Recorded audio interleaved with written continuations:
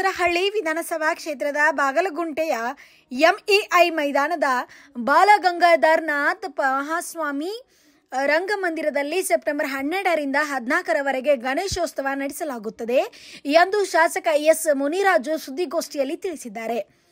September 13ರಂದು Suraj foundation ಸಂಸ್ಥಾಪಕಿ Sujata Muniraju ನೇತೃತ್ವದಲ್ಲಿ ಮಹಿಳೆಯರಿಗಾಗಿ ರಂಗೋಲಿ ಸ್ಪರ್ಧೆ, ಗಾಯನ ಸ್ಪರ್ಧೆ, ನೃತ್ಯ ಸ್ಪರ್ಧೆ ಹಾಗೂ ಭಜನೆ ಸಾಂಸ್ಕೃತಿಕ ಕಾರ್ಯಕ್ರಮಗಳನ್ನು ನಡೆಸಲಾಗುತ್ತದೆ. ಸಂಜೆ 5 ಗಂಟೆಗೆ ನಂತರ ಖ್ಯಾತ ಗಾಯಕರಾದ ವಿಜಯ್ ಪ್ರಕಾಶ್ ಮತ್ತು ಅನುರಾಧ ಭಟ್ ತಂಡದಿಂದ ಸಂಗೀತ ಸಂಜೆ ನಡೆಯುತ್ತದೆ. ಸೆಪ್ಟೆಂಬರ್ 14ರಂದು ಭಾನುವಾರ ಬೆಳಗ್ಗೆಯಿಂದ ಪೂಜಾ ವಿಧಾನಗಳು ನಡೆದು ಸಂಜೆ ಗಣೇಶನ ಪ್ರಸಾದವಾದ ಲಾಡು ಹರಾಜು ಹಾಕಲಾಗುವುದು.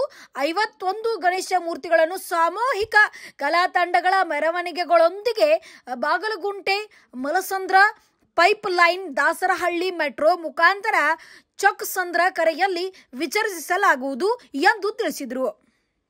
ಇನ್ನು ದಾಸರಹಳ್ಳಿ ಸಾಮೂಹಿಕ ಗಣೇಶೋತ್ಸವ ಸಮಿತಿ ಸದಸ್ಯರಾದ ಸೋಮಶೇಖರ್, ಟಿಎಸ್ ಗಂಗಾರಾಜು, ಶಿವಕುಮಾರ್, ಬಿಎಂ ನಾರಾಯಣ್, ಸೌಂದರ್ಯ ಭರತ್, ಗುರುಪ್ರಸಾದ್, ಚಂದ್ರಶೇಖರ್, ಸಂದೀಪ್ ಸಿಂಗ್, ಲಕ್ಷ್ಮೀ ವೆಂಕಟೇಶ್ ಮತ್ತು ಸುಜಾತಾ ಸೇರಿದಂತೆ ಮುಂತಾದವರು ಉಪಸ್ಥಿತರಿದ್ದರು. ಮೊದಲಿಗೆ ಪೈಪ್ಲೈನಿಂದ ಪ್ರಾರಂಭ ಮಾಡಿ 3 ವರ್ಷಗಳಿಂದ ಈ ಮೈದಾನದಲ್ಲಿ ಬೃಹತ್ತಾದಂಥ ಗಣೇಶನ ತಂದು 12ನೇ ತಾರೀಕು ಬೆಳಗ್ಗೆ ಶುಕ್ರವಾರ 9 ಗಂಟೆಗೆ ವಿಧಿವಿಧಾನಗಳ ಪ್ರಕಾರ ಶಾಸ್ತ್ರೋಕ್ತವಾಗಿ ಪೂಜೆ ಮಾಡೋ ಮೂಲಕ ಗಣೇಶೋತ್ಸವಕ್ಕೆ ಚಾಲನೆ ಕೊಡ್ತೀವಿ. ಆ ಶುಕ್ರವಾರ 10:30 ನಂತರ ಈ ಕ್ಷೇತ್ರದ ಮಹಿಳೆಯರು ಅವರು ಭಜನೆ ಕಾರ್ಯಕ್ರಮ, ಬೇರೆ ಬೇರೆ ಸಾಂಸ್ಕೃತಿಕ ಕಾರ್ಯಕ್ರಮಗಳನ್ನ ಇಡೀ ದಿವಸ ಈ ಕ್ಷೇತ್ರದ ಮಹಿಳೆಯರು ಹಮ್ಮಿಕೊಂಡಿದ್ದಾರೆ. ಅದಕ್ಕೆ ಸೂರಜ್ ಫೌಂಡೇಶನ್ ಸಂಸ್ಥಾಪಕ ಅಂತ ಶ್ರೀಮತಿ ಸುಜಾತಾ ಮುನಿರಾಜರವರು ಆ ಜವಾಬ್ದಾರಿನ ತಗೊಂಡಿದ್ದಾರೆ. 2ನೇ ದಿವಸ ಬೆಳಗ್ಗೆಯಿಂದ ಒಂದಷ್ಟು ರಂಗೋಲೆ ಕಾಂಪಿಟೇಷನ್ನು ಅದೆಲ್ಲ ಕಾರ್ಯಕ್ರಮ ಮಾಡಿ ಸಂಜೆ ಈ ಕರ್ನಾಟಕ ರಾಜ್ಯದ ಖ್ಯಾತ ಗಾಯಕರಾದಂಥ ವಿಜಯ್ ಪ್ರಕಾಶ್ ಅವರು, ಅನುರಾಧ ಭಟ್ ಅವರು, ಅವ್ರ ತಂಡ ಬರ್ತಾರೆ. ಸಂಜೆ 6:30ರಿಂದ ರಾತ್ರಿ 10:30ವರೆಗೂ ಅವರ ಕಾರ್ಯಕ್ರಮ ಇರುತ್ತೆ. ಅದೊಂದು ಅಭೂತಪೂರ್ವವಾದಂಥ ಕಾರ್ಯಕ್ರಮ. ಸಾವಿರಾರು ಜನಸಂಖ್ಯೆ ಅವರ ಅಭಿಮಾನಿಗಳು ಬೆಂಗಳೂರಿನ ಮೂಲೆ ಮೂಲೆಯಿಂದ ಅವತ್ತು ಇಲ್ಲಿ ಬಂದು ಭಾಗವಹಿಸ್ತಾರೆ. 14ನೇ ತಾರೀಕು ಬೆಳಗ್ಗೆ ಮತ್ತು ಪೂಜೆ ಮುಗಿಸಿ ಮಧ್ಯಾಹ್ನ 3 ಗಂಟೆಗೆ ಇಲ್ಲಿಂದ ಮೆರವಣಿಗೆ ಹೊರಡ್ತೇವೆ. ಒಟ್ಟು ಈಗ ನಿಗದಿಯಾದಂತೆ 51 ಗಣೇಶನಗಳು ನಮ್ಮ ದೊಡ್ಡ ಗಣೇಶ ಸೇರಿ ದೊಡ್ಡ ಗಣೇಶನ ಹಿಂಭಾಗದಲ್ಲಿ ಸುಮಾರು 50 ಗಣೇಶಗಳು ಮೆರವಣಿಗೆಯಲ್ಲಿ ಹೊರಡ್ತೇವೆ. ಕೇರಳದಿಂದ, ಬೆಳಗಾಮಿಂದ ಅನೇಕ ನೃತ್ಯ ತಂಡಗಳನ್ನ, ತಮಟೆ ವಾದ್ಯಗಳನ್ನ ಎಲ್ಲ ತಂದಿದ್ದೇವೆ. ಕರ್ನಾಟಕ ರಾಜ್ಯ ಸರ್ಕಾರ ಈ ಬಾರಿ DJ ನಿಷೇಧ ಮಾಡಿದ್ದಾರೆ. ಯಾವ ವರ್ಷವೂ ಇರಲಿಲ್ಲ. ಹಿಂದೂ ಧಾರ್ಮಿಕ ಆಚರಣೆಗಳಿಗೆ DJ ನಿಷೇಧ ಎಂದೂ ಮಾಡಿರಲಿಲ್ಲ. ಏನೋ ವರ್ಷಕ್ಕೊಮ್ಮೆ ಗಣೇಶನ ಉತ್ಸವ ಅದ್ಧೂರಿಯಾಗಿ ದೇಶದ ಮೂಲೆ ಮೂಲೆಯಲ್ಲಿ, ರಾಜ್ಯದ ಮೂಲೆ ಮೂಲೆಯಲ್ಲೂ ಮಾಡ್ತಾಯಿದ್ರು. ನಾವು ಬೆಳಗಾಮಲ್ಲಿ, ಹುಬ್ಬಳ್ಳಿಯಲ್ಲಿ, ಚಿತ್ರದುರ್ಗದಲ್ಲಿ ಲಕ್ಷಾಂತರ ಜನ ಸೇರಿ ಆಚರಣೆ ಮಾಡುವಂಥ ಪದ್ಧತಿ ಇದೆ. ನಾವು ಕೂಡ ಶಾಂತಿ ರೀತಿಯಾಗಿ ಭಾಳ ಸಂಯಮದಿಂದ ನಮ್ಮ ಮುಖಂಡರು, ಕಾರ್ಯಕರ್ತರು ಜವಾಬ್ದಾರಿ ತಗೊಂಡು ಎಲ್ಲರೂ ಪೊಲೀಸ್ನವ್ರಿಗಿಂತ ಹೆಚ್ಚಿನ ಆಸಕ್ತಿ ವಹಿಸಿ ಈ ಕಾರ್ಯಕ್ರಮನ ಯಶಸ್ವಿ ಮಾಡಿಕೊಟ್ಟಿದ್ದಾರೆ 9 ವರ್ಷಗಳು. ಈ ವರ್ಷವೂ ಕೂಡ ಅದೇ ರೀತಿ ಯಶಸ್ವಿ ಮಾಡಿಕೊಡ್ಬೇಕು. ಆಮೇಲೆ ಎಲ್ಲ ನಾಗರಿಕರು, ದಾಸರಳ್ಳಿಯ ಎಲ್ಲ ನಾಗರಿಕರು ಪಕ್ಷ ಭೇದ ಮರೆತು ಈ ಒಂದು ಗಣೇಶೋತ್ಸವದಲ್ಲಿ ಭಾಗವಹಿಸಬೇಕು ಅಂತ ನಾನು ನಿಮ್ಮ ಮೂಲಕ ನನ್ನ ಕ್ಷೇತ್ರದ ಜನತೆಗೆ ವಿನಂತಿ ಮಾಡ್ತೀನಿ. ಅನೇಕ ಹಿಂದೂ ಸಂಸ್ಕೃತಿಯಲ್ಲಿ ನಾವು ಅನೇಕ ಹಬ್ಬಗಳನ್ನ ಆಚರಣೆ ಮಾಡ್ತೀವಿ. ಗಣೇಶ ಹಬ್ಬ ಮನೆಯಲ್ಲಿ ಆಚರಣೆ ಮಾಡಿದ್ರು ಕೂಡ ತದಾದ ನಂತರ ಆ ಬಡಾವಣೆಯವರು, ಆ ರಸ್ತೆಯವರು, ಆ ಊರಿನವರು, ಗ್ರಾಮದವರು ಎಲ್ಲ ಸೇರಿ ಒಂದು ಗಣೇಶ ಮೂರ್ತಿನ ತಂದು ಪ್ರತಿಷ್ಠಾಪನೆ ಮಾಡಿ ವಿಸರ್ಜನೆ ಮಾಡುವಂಥ ಪದ್ಧತಿ ಸ್ವತಂತ್ರ ಪೂರ್ವದಿಂದ ಬಂದಿದೆ. ಈ ಸಾರಿ 10ನೇ ವರ್ಷ ಆಗಿದ್ದರಿಂದ ಹೋದ ಸಾರಿ ನಾವು ರಘು ದೀಕ್ಷಿತನ ಕರೆಸಿದ್ವಿ. ಕೇವಲ 10 ಹಾಡು ಆಡಿದ್ದವರು, ಆದರೆ ಜನ ತುಂಬಿ ತುಳುಕಿತ್ತು. ಈ ಸಾರಿ ವಿಜಯ್ ಪ್ರಕಾಶ್ ಅವರು, ಅನುರಾಧ ಭಟ್ ಅವರು, ಅವ್ರ ತಂಡ ಎಲ್ಲ ಒಟ್ಟಿಗೆ ಬರ್ತಾ ಇದ್ದಾರೆ. ಅವರು ಒಂದು ಕರೆ ಕೊಟ್ಟಿದ್ದಾರೆ. ನಾನು ಬರ್ತಾಯಿದ್ದೀನಿ, ನೀವು ಬನ್ನಿ ಅಂತೇಳಿ.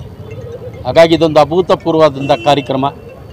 ನಾವು ಪ್ರೀತಿಯಿಂದ ಈ ಕ್ಷೇತ್ರದ ಕೆಲವು ಮುಖಂಡರನ್ನ ಸಂಪರ್ಕ ಮಾಡಿ ಅವರು ಈ ಪುಣ್ಯ ಕಾರ್ಯಕ್ಕೆ, ಈ ಗಣೇಶೋತ್ಸವಕ್ಕೆ ತನು ಮನ ಧನ ಸಹಾಯ ಮಾಡಿದ್ದಾರೆ.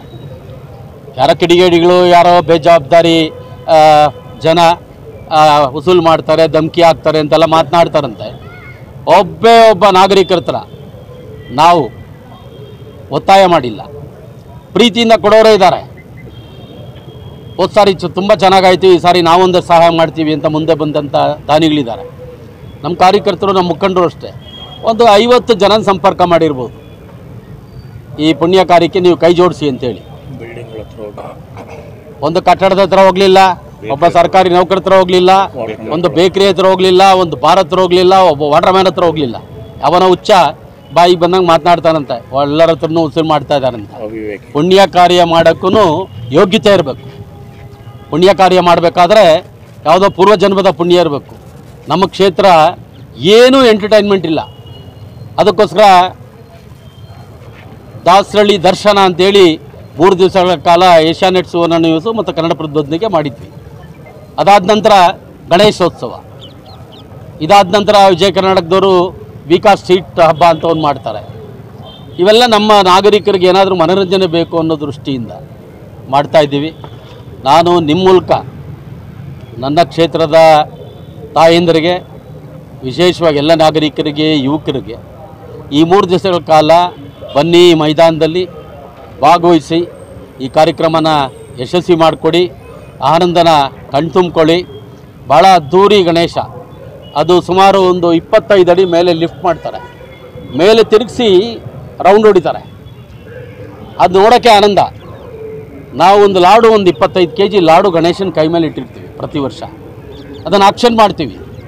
ಹೋದ ವರ್ಷ 4.25 ಲಕ್ಷ ರೂಪಾಯಿಗೆ ಒಬ್ಬ ಕಾರ್ಯಕರ್ತ 4.25 ಲಕ್ಷ ರೂಪಾಯಿಗೆ ಆಕ್ಷನ್ಗೆ ಹೋಗಿ ತೊಗೊಂಡಿದ್ದ. ಅದಕ್ಕೆ ಮೊದಲು ಒಬ್ಬರು 5 ಲಕ್ಷಕ್ಕೆ ಹೋಗಿದ್ರು. ಈ ಸಾರಿನೂ 6 ಲಕ್ಷ ಹೋಗುತ್ತೋ 7 ಲಕ್ಷ ಹೋಗುತ್ತೋ ಗೊತ್ತಿಲ್ಲ. ಪ್ರತಿ ವರ್ಷ ಆ 25 kg ಲಾಡ್ನ ಸುಮಾರು 5 ಲಕ್ಷದವರೆಗೂ ಕೂಗುವಂಥ ಮನಸ್ಸಿರ್ತಕ್ಕಂಥ ಜನ ನನ್ನ ಕ್ಷೇತ್ರದಲ್ಲಿದ್ದಾರೆ. ನಮ್ಮ ಕ್ಷೇತ್ರದಲ್ಲಿ ಇದೊಂದು ಧಾರ್ಮಿಕ ಉತ್ಸವ. ನಾವು ಏನೇ ಮಾಡಬೇಕಾದ್ರೂ ಹೊರಗಡೆ ಹೋಗಬೇಕು. ನಮ್ಮ ಕ್ಷೇತ್ರದಲ್ಲಿ ಏನೂ ಇಲ್ಲ, ಎಂಟರ್ಟೈನ್ಮೆಂಟ್ ಇಲ್ಲ ಮಕ್ಕಳಿಗೆ. ಇದೊಂದು ಮೈದಾನ ಬಿಟ್ಟರೆ ಬೇರೆ ಮೈದಾನವೂ ಇಲ್ಲ. ಅದಕ್ಕೋಸ್ಕರ ಇದೊಂದು ಪುಣ್ಯ ಕಾರ್ಯ, ಇದೊಂದು ಒಳ್ಳೆಯ ಕಾರ್ಯ. ದಾಸರಳ್ಳಿ ಸಾಮೂಹಿಕ ಗಣೇಶ ಜೊತೆಗೆ ಮಹಾನಗರ ಗಣೇಶೋತ್ಸವ ಸಮಿತಿ ಅಂತ ಒಂದಿದೆ, ಅದರಡಿಯಲ್ಲಿ ನಾವು ಈ ಕಾರ್ಯಕ್ರಮನ ಆಯೋಜಿಸಿದ್ದೀವಿ. ಇದಕ್ಕೆ ಯಾವುದೇ ಪಕ್ಷ ಇಲ್ಲ, ಯಾವುದೇ ಜಾತಿ ಧರ್ಮ ಇಲ್ಲ. ಹಾಗಾಗಿ ಈ ಮೊನ್ನೆ ನಡೆದಂಥ ಮದ್ದೂರು ಗಲಾಟೆ ಹೋದ ಸಾರಿ ನಾಗಮಂಗಲದಲ್ಲಾಗಿತ್ತು, ಈ ಸಾರಿ ಮದ್ದೂರಿನಲ್ಲಾಯಿತು. ಆದರೆ ನಮ್ಮ ಕ್ಷೇತ್ರದಲ್ಲಿ ಶಾಂತಿ ಪ್ರಿಯರು, ಶಾಂತಿಯಿಂದ ಮೆರವಣಿಗೆಯಲ್ಲಿ ಭಾಗವಹಿಸಿ ಆ ಗಣೇಶನಿಗೆ ಕುಣಿದು ಕುಪ್ಪಳಿಸಿ ಆತನ ತಗೊಂಡೋಗಿ ವಿಸರ್ಜನೆ ಮಾಡುವಂಥ ಪದ್ಧತಿ ಇದೆ. 12ನೇ ತಾರೀಕು ಬೆಳಗ್ಗೆ 9 ಗಂಟೆಗೆ ಪ್ರಾರಂಭ ಆಗುತ್ತೆ. ಭಾನುವಾರ 14ನೇ ತಾರೀಕು ಮಧ್ಯಾಹ್ನ 3 ಗಂಟೆಗೆ ಪ್ರೊಸೆಷನ್ ಹೊರಡುತ್ತೆ. ನೀವು ಬನ್ನಿ, ನಿಮ್ಮವ್ರನ್ನೂ ಕರೆತನ್ನಿ, ಎಲ್ಲರೂ ಬಂದು ಈ ಪುಣ್ಯ ಕಾರ್ಯದಲ್ಲಿ, ಗಣೇಶೋತ್ಸವ ಕಾರ್ಯಕ್ರಮದಲ್ಲಿ ಭಾಗವಹಿಸಿ ಆನಂದನ ಕಣ್ತುಂಬ್ಕೊಬೇಕು ಅಂತೇಳಿ ನನ್ನ ಕ್ಷೇತ್ರದ ನಾಗರಿಕರಿಗೆ ನಿಮ್ಮ ಮೂಲಕ ನಾನು ವಿನಂತಿ ಮಾಡ್ತೀನಿ. ಧನ್ಯವಾದಗಳು. 9 ವರ್ಷದ ಅನುಭವ ಇದೆ ನಮಗೆ. ಅದರ ಮಧ್ಯೆ ಈಗಾಗಲೇ DCP, ACP, ಸಂಬಂಧಪಟ್ಟ ಸರ್ಕಲ್ ಇನ್ಸ್ಪೆಕ್ಟರು ಎಲ್ಲರೊಟ್ಟಿಗೂ ಮೀಟಿಂಗ್ ಆಗಿದೆ. ಮುನ್ನೆಚ್ಚರಿಕೆಯಿಂದ ಅನೇಕ ಸಿಬ್ಬಂದಿನ ಹಾಕ್ಕೊಂಡಿದ್ದಾರೆ. ಹಾಗೆ ಮಫ್ತಿಯಲ್ಲೂ ಒಂದಷ್ಟು ಜನನ ಬಿಟ್ಟಿದ್ದಾರೆ. ನಮ್ಮ ಕ್ಷೇತ್ರದಲ್ಲಿ ಆ ರೀತಿ ಜನ ಇಲ್ಲ. ಹಾಗಾಗಿ ನಮಗೆ ಭರವಸೆ ಇದೆ. ನಾವು ಆದರೂ ಕೂಡ ಎಚ್ಚರಿಕೆಯಿಂದ ಇದ್ದು ಈಗಾಗಲೇ KEBಗೆ, ಪೊಲೀಸ್ ಇಲಾಖೆಗೆ, BBMPಗೆ, ಫಾರೆಸ್ಟ್ ಡಿಪಾರ್ಟ್ಮೆಂಟ್ಗೆ ರೆಕ್ಕೆ ತಗಲಬಾರ್ದು, ಗಣೇಶನಿಗೆ ವಿಘ್ನ ಹಾಕಬಾರ್ದು ಅಂತೇಳಿ ಫಾರೆಸ್ಟ್ ಡಿಪಾರ್ಟ್ಮೆಂಟ್ ಅವ್ರಿಗೆ ಈ ರೀತಿ ಎಲ್ಲರಿಗೂ ಪತ್ರ ಬರೆದು ಈಗಾಗಲೇ ಮೀಟಿಂಗ್ ಮಾಡಿದ್ದಾರೆ. ನಮ್ಮ ಮುಖಂಡರೆಲ್ಲ ಹೋಗಿ ಮೊನ್ನೆ DCP, ACP ಹತ್ರ ಮಾತನಾಡ್ಕೊಂಬಂದಿದ್ದಾರೆ. ಮುನ್ನೆಚ್ಚರಿಕೆ ಕ್ರಮ ಪೊಲೀಸ್ನವರು ಬಂದೋಬಸ್ತ್ ಮಾಡ್ತಾರೆ. ನಾವು ನಮ್ಮ ವಾಲಂಟಿಯರ್ಸ್ನ ಒಂದು 500 ಜನ ಮಾಡಿರ್ತೀವಿ, ಮಫ್ತಿಯಲ್ಲಿರ್ತಾರೆ. ಅವ್ರಿಗೆಲ್ಲ ಬ್ಯಾಡ್ಜ್ ಕೊಟ್ಟಿರ್ತೀವಿ.